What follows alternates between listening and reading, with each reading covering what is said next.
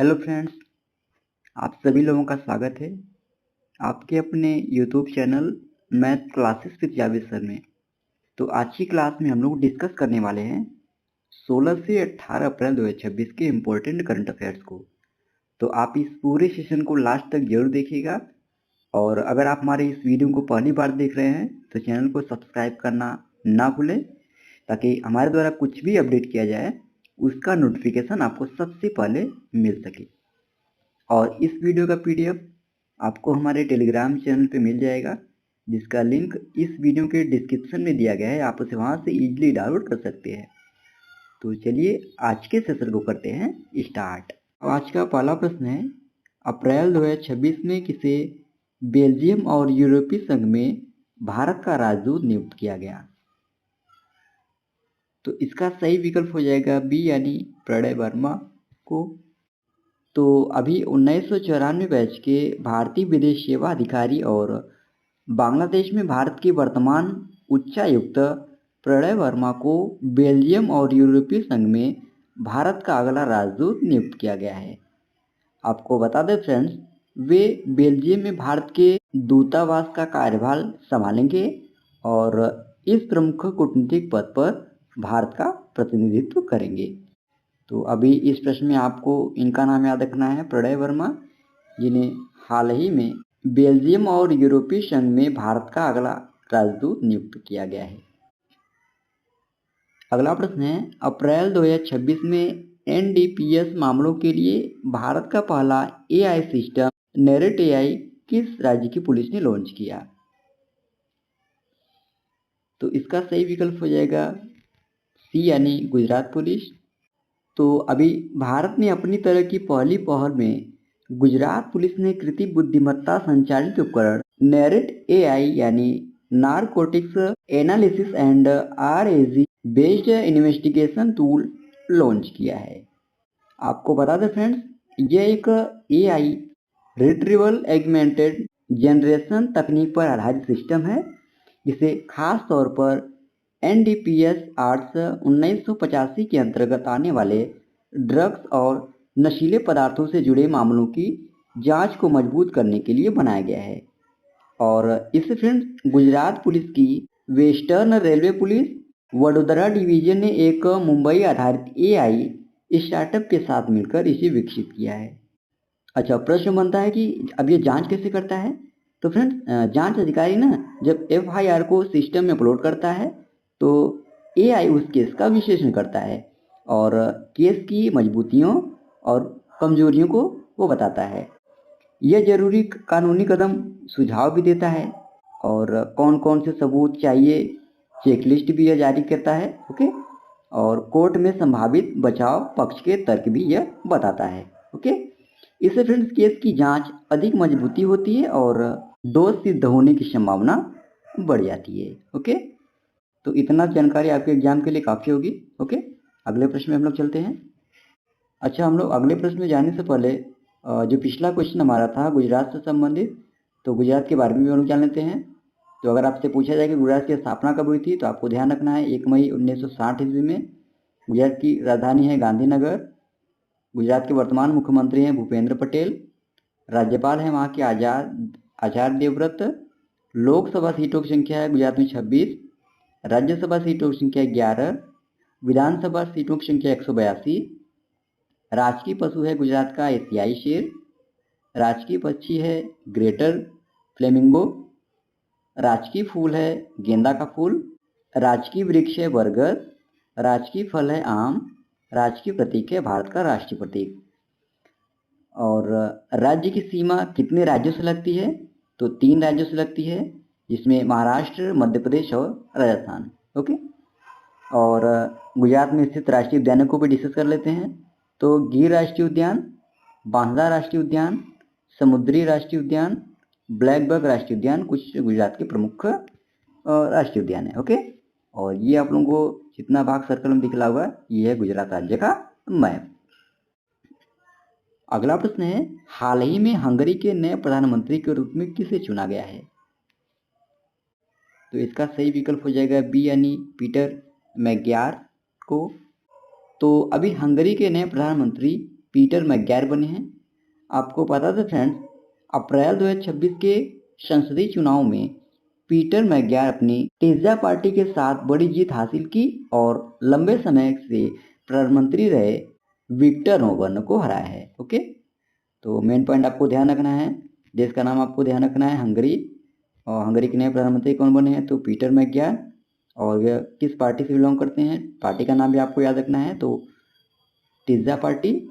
और चुनाव कितनी तारीख को यह हुआ था, 12 अप्रैल 2026 को, और उन्होंने किनको हराया है, तो विक्टर ओबर्न को। ओके, इतना पॉइंट आप ध्यान रखेंगे। अच्छा, अब अन्य देशों में जो अभी हाल ही में ना प्रधानमंत्री और राष्ट्रपति नियुक्त हुए हैं उनको एक बार हम लोग डिस्कस कर लेते हैं। तो गिनी के नए राष्ट्रपति बने हैं मामाडी डोम्बोया। नीदरलैंड के सबसे युवा प्रधानमंत्री बने रॉब जेटर। बारबाडोस के प्रधानमंत्री बने मियामोड मोटली। ईरान का सर्वोच्च नेता मुजतबा खामनेई को चुना गया। बांग्लादेश के नए प्रधानमंत्री बने तारिक रहमान। नेपाल के सबसे युवा प्रधानमंत्री बने बालेंद्र शाह। म्यांमार के राष्ट्रपति मीनांग वाइंग। वियतनाम के नए राष्ट्रपति तो लाम, और इराक का नया राष्ट्रपति चुना गया है निजार अमीदी को। ओके, अगला प्रश्न है 15 अप्रैल 2026 को बिहार के नए मुख्यमंत्री के रूप में किसने शपथ ली है? तो इसका सही विकल्प हो जाएगा ए यानी सम्राट चौधरी ने। तो अभी 15 अप्रैल 2026 को सम्राट चौधरी ने बिहार के नए मुख्यमंत्री के रूप में शपथ ली है। आपको पता था फ्रेंड्स, वे बिहार के 124वें क्रम के मुख्यमंत्री बने हैं और यह पहली बार है जब भाजपा का कोई नेता बिहार का मुख्यमंत्री बना है। और शपथ ग्रहण पटना में हुआ, जहां राज्यपाल सैयद अता हसनैन ने उन्हें इस पद की शपथ दिलाई। ओके, और बिहार के मुख्यमंत्री नीतीश कुमार ने फ्रेंड्स 10 अप्रैल 2026 को राज्यसभा सदस्य के रूप में शपथ ली है। ओके, यह पॉइंट भी आपको ध्यान रखना है। अगला प्रश्न है मार्च 2026 के लिए आईसीसी पुरुष प्लेयर ऑफ द मंथ किसे चुना गया है? तो इसका सही विकल्प हो जाएगा बी यानी संजू सैमसन को। तो अभी मार्च 2026 के लिए भारत के स्टार विकेट कीपर बल्लेबाज संजू सैमसन को आईसीसी पुरुष प्लेयर ऑफ द मंथ चुना गया है। उन्हें फ्रेंड्स यह पुरस्कार 2026 टी20 वर्ल्ड कप में शानदार प्रदर्शन और खिताबी जीत में निर्णायक भूमिका निभाने के लिए दिया गया है, जहां वे friends player of the tournament भी रहे थे।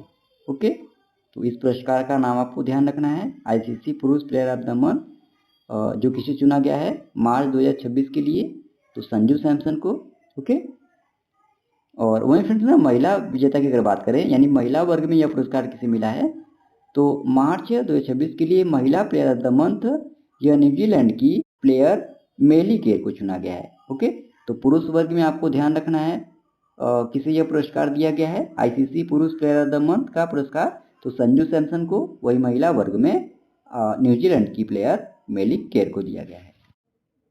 अगला प्रश्न है 14 अप्रैल 2026 को फिक्की के महासचिव का पदभार किसने संभाला? तो इसका सही विकल्प हो जाएगा सी यानी अनंत स्वरूप। तो अभी federation of Indian chambers of commerce and industry यानी फिक्की ने अनंत स्वरूप को अपना नया महासचिव नियुक्त किया है। आपको बता दें फ्रेंड्स, अनंत स्वरूप यह 1992 बैच के भारतीय रेलवे कार्मिक सेवा के अधिकारी हैं, जिन्होंने फ्रेंड्स 14 अप्रैल 2026 को अपना पदभार संभाला है। ओके, और बात करें फिक्की की, तो फिक्की यह फ्रेंड्स भारत का प्रमुख उद्योग निकाय है और अनंत स्वरूप की नियुक्ति का उद्देश्य संगठन की वरिष्ठ नेतृत्व संरचना को मजबूत करना है। इसकी स्थापना की अगर हम बात करें तो 1927 ईस्वी में हुई थी, मुख्यालय नई दिल्ली में स्थित है, और वर्तमान में फिक्की के अध्यक्ष है अनंत गोयनका। ओके, उन्होंने 19 नवंबर 2025 से 2026 के कार्यकाल के लिए यह पद संभाला था। तो अभी आप लोगों को इस प्रश्न में अनंत स्वरूप का नाम याद रखना है, जिन्हें अभी हाल ही में फिक्की ने अपना नया महासचिव नियुक्त किया है। अगला प्रश्न है क्रिकेट में बेहतर प्रदर्शन के लिए 2025 के प्रदर्शन के आधार पर 2026 में विजडन ट्रॉफी किसे प्रदान की गई? तो इसका सही विकल्प हो जाएगा बी यानी शुभमन गिल को। तो अभी विजडन क्रिकेटर्स अल्मनैक 2026 के अनुसार वर्ष के सर्वश्रेष्ठ व्यक्तिगत टेस्ट के लिए शुभमन गिल को प्रतिष्ठित विजडन ट्रॉफी से सम्मानित किया गया है। शुभमन गिल को फ्रेंड्स इंग्लैंड के खिलाफ 2025 में हुई टेस्ट श्रृंखला में उनके असाधारण प्रदर्शन के लिए यह ट्रॉफी दी गई है, जिनमें उन्होंने एक सीरीज में 754 रन बनाए और एक मैच में 430 रन जैसी विशाल पारियां भी खेली थी। ओके, और यह ट्रॉफी हर साल उस क्रिकेटर को दी जाती है जिसने पिछले 12 महीने में टेस्ट क्रिकेट में सबसे बेहतर प्रदर्शन किया हो। ओके, और वही फ्रेंड्स महिला वर्ग में दीप्ति शर्मा को दुनिया की सर्वश्रेष्ठ महिला क्रिकेटर चुना गया। वही अभिषेक शर्मा को Wisden leading T20 cricketer of the year चुना गया है। ओके, यह भी आप ध्यान रखेंगे। अगला प्रश्न है, इजराइल की विदेशी खुफिया एजेंसी सोमात का नया प्रमुख किसे नियुक्त किया गया? यहाँ पर थोड़ा सा मिस टाइप हो गया है, आपको PDF में अपडेट कर दिया जाएगा। ओके, तो इसका सही विकल्प हो जाएगा बी यानी रोमन गोफमैन को। तो अभी इजराइल की विदेशी खुफिया एजेंसी शोमात का नया प्रमुख मेजर जनरल रोमन गोफमैन को नियुक्त किया गया।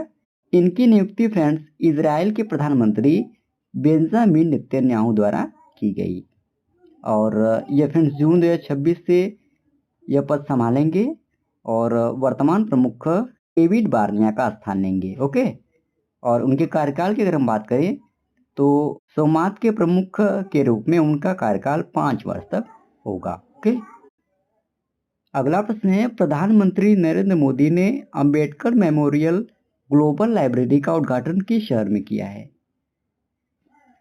तो नई दिल्ली में प्रधानमंत्री नरेंद्र मोदी ने अंबेडकर मेमोरियल ग्लोबल लाइब्रेरी का उद्घाटन किया है। ओके, यानी इस प्रश्न का आपका सही विकल्प हो जाएगा डी यानी नई दिल्ली। अगला प्रश्न है, अप्रैल 2026 में इस्माइल उमर गुलेह किस देश के राष्ट्रपति के रूप में पुनः निर्वाचित हुए हैं? तो इसका सही विकल्प है बी यानी जिबूती। तो अभी इस्माइल उमर गुलेह अफ्रीकी देश जिबूती के राष्ट्रपति बने और वे 1999 से इस पद पर है। उन्होंने अपने चाचा हसन गौलेद एप्टीडोन का स्थान लिया था। ओके, 1999 के पहले। और अभी फ्रेंड्स अप्रैल 2026 में 97% से अधिक वोट हासिल करके छठी बार वो राष्ट्रपति पद की फिर से शपथ लेंगे। ओके, यानी वह फ्रेंड्स 2 दशकों से अधिक समय से जिबूती पर शासन कर रहे हैं। तो आपको इनका नाम याद रखना है, इस्माइल उमर गुलेह, जो फ्रेंड्स अफ्रीकी देश जिबूती के लगातार छठवीं बार राष्ट्रपति के लिए चुने गए हैं। अगला प्रश्न है, अप्रैल 2026 में परमाणु ऊर्जा आयोग के अध्यक्ष डॉक्टर अजीत कुमार मोहंती का कार्यकाल कितने समय के लिए बढ़ाया गया है? तो इनका कार्यकाल 1 वर्ष के लिए बढ़ाया गया है। ओके, यानी यहाँ पर इसका सही विकल्प हो जाएगा बी। ओके, अगला प्रश्न है, वर्ष 2026 में प्रतिष्ठित WWF मछली राष्ट्रीय पुरस्कार से किसे सम्मानित किया गया? तो इसका सही विकल्प हो जाएगा डी यानी अनीता चौधरी को। तो अभी प्रतिष्ठित WWF यानी वर्ल्ड वाइल्ड लाइफ फंड मछली राष्ट्रीय पुरस्कार यह राजस्थान के 12 जिले की शेरगढ़ अभ्यारण्य में तैनात वन रक्षक अनीता चौधरी को प्रदान किया गया। आपको बता दें फ्रेंड्स, उन्हें यह सम्मान वन्य जीवों के बचाव और संरक्षण में उत्कृष्ट योगदान के लिए दिया गया है। उन्होंने फ्रेंड्स अब तक 500 से अधिक जंगली जानवरों को बचाया है, जिसमें कई खतरनाक प्रजातियां भी शामिल हैं और उन्हें पुरस्कार के साथ फ्रेंड्स लगभग 50,000 राशि भी प्रदान की गई है। ओके, तो अभी आपको इस प्रश्न में अनीता चौधरी का नाम याद रखना है, जिन्हें प्रतिष्ठित WWF मछली राष्ट्रीय पुरस्कार से सम्मानित किया गया। अगला प्रश्न है, 16 अप्रैल को केंद्र सरकार ने किस राज्य के नवापारा क्षेत्र को नए टाइगर रिजर्व घोषित करने की मंजूरी दी? तो इसका सही विकल्प हो जाएगा ए यानी छत्तीसगढ़। तो अभी 16 अप्रैल 2026 को केंद्र सरकार ने छत्तीसगढ़ राज्य के नवापारा वन्यजीव अभ्यारण्य क्षेत्र को एक नए टाइगर रिजर्व के रूप में विकसित करने के लिए मंजूरी दे दी है। आपको बता दो फ्रेंड्स, यह निर्णय राज्य में बाघों के संरक्षण, जैव विविधता को सुरक्षित रखने और इको टूरिज्म को बढ़ावा देने के उद्देश्य से यह निर्णय लिया गया है। अगला प्रश्न है, भारतीय सेनाओं के द्विवार्षिक कमांडर्स सम्मेलन 2026 का पहला संस्करण कहाँ आयोजित किया गया? तो इसका सही विकल्प हो जाएगा ए यानी नई दिल्ली। तो अभी भारतीय नौसेना का कमांडर सम्मेलन 2026 यह 14 से 16 अप्रैल 2026 तक नई दिल्ली स्थित नौसेना भवन में आयोजित किया गया। आपको बता दें फ्रेंड्स, यह वर्ष 2026 का पहला द्विवार्षिक शीर्ष स्तरीय सम्मेलन है जिसका उद्देश्य नौसेना की परिचालन तत्परता, क्षमता, विकास तथा राष्ट्रीय सुरक्षा लक्ष्यों के साथ रणनीतिक समन्वय की समीक्षा करना इस सम्मेलन का मुख्य उद्देश्य था। ओके, तो अभी भारतीय नौसेना का कमांडर सम्मेलन 2026 का आयोजन कहाँ पर किया गया? स्थान आपको याद रखना है, नई दिल्ली। अब अगर आपसे एग्जाम में पूछा जाए कि कब से कब तक इसका आयोजन किया गया था, तो तारीख भी आपको ध्यान रखना है, 14 अप्रैल से 16 अप्रैल 2026 तक। अगला प्रश्न है, साइप्रस में आयोजित वीमेंस कैंडिडेट टूर्नामेंट 2026 का खिताब किसने जीता?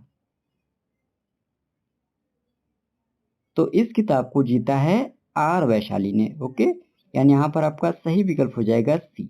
ओके, इनका नाम आपको ध्यान रखना है, आर वैशाली, जिन्होंने अभी हाल ही में साइप्रस में आयोजित वीमेंस कैंडिडेट टूर्नामेंट 2026 का खिताब जीता है। अगला प्रश्न है, 17 अप्रैल 2026 को भारत के दूसरे राष्ट्रपति डॉक्टर सर्वपल्ली राधाकृष्णन की कौन सी पुण्यतिथि मनाई गई? तो इनकी 51वीं क्रम की पुण्यतिथि मनाई गई है। यहाँ पर सही विकल्प हो जाएगा इस प्रश्न का बी। अगला प्रश्न है, हाल ही में प्रभावशाली एथलीटों के डीएनए की मैपिंग के लिए स्पोर्ट जीनोमिक्स प्रोग्राम किसने लॉन्च किया है? तो इसे लॉन्च किया गया है गुजरात राज्य सरकार के द्वारा। ओके, यानी यहाँ पर इस प्रश्न का आपका सही विकल्प हो जाएगा ए। ओके, तो इसी प्रश्न के साथ ही फ्रेंड्स, ये आज का हमारा डेली करंट अफेयर्स का सेशन समाप्त होता है। आशा करते हैं आपको सेशन अच्छा लगा होगा और इस वीडियो का पीडीएफ आपको हमारे टेलीग्राम चैनल पे मिल जाएगा, जिसका लिंक वीडियो के डिस्क्रिप्शन में दिया गया है। आप उसे वहां से इजीली डाउनलोड कर सकते हैं। और इस वीडियो में लास्ट तक बने रहने के लिए धन्यवाद। आज के लिए इतना ही। जय हिंद, वंदे मातरम।